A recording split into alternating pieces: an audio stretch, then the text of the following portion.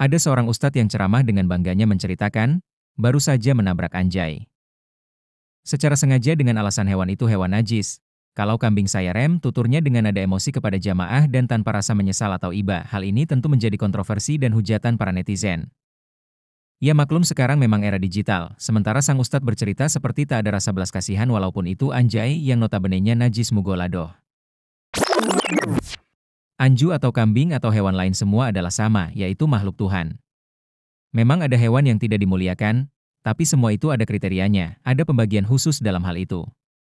Pastinya semua makhluk di dunia ini adalah Tuhan yang menciptakan. Berikut ada kisah inspiratif yang juga sering dialami oleh semua orang, tapi tanpa disadari, dengan keadaan di sekitar kita sering dilakukan.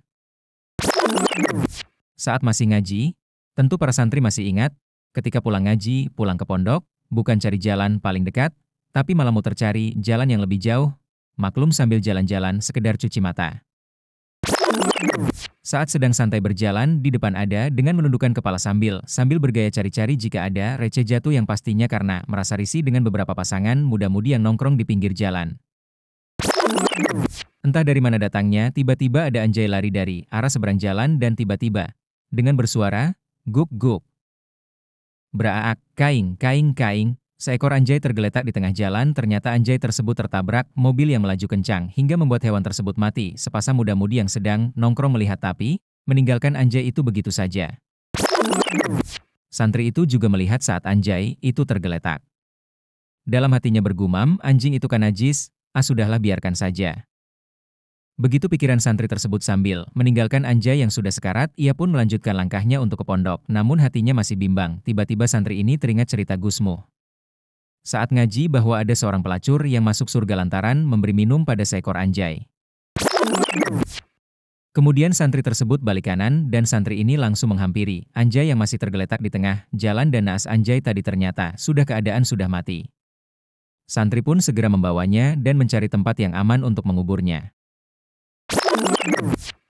Saat sudah membawa anjay, tiba-tiba muncul sepasang mudi-mudi tadi sambil berkata, Mas santri, kok nenteng-nenteng anjay? Sih, anjay itu kan najis?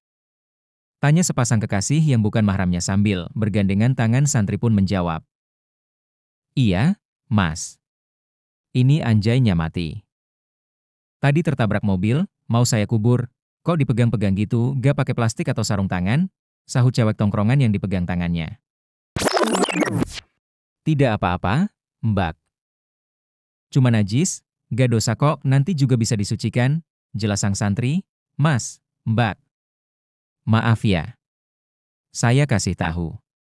Ini anjay, mati tertabrak mobil. Jika semua orang membiarkannya atas dasar najis dan tidak mau menyingkirkannya, nanti anjay ini bakalan membusuk di tengah jalan dan akan lebih mengganggu orang yang lewat. Makanya saya mengambilnya dan hendak menguburkannya dengan alasan darurat. Lebih baik memegang najis anjay daripada memegang tangan yang bukan mahramnya. Itu haram hukumnya. Jelas santri ngeloyor jalan. Mendengar penjelasan santri tersebut, pasangan tongkrongan itu dia membisu dan langsung melepas tangan sambil menggerutu.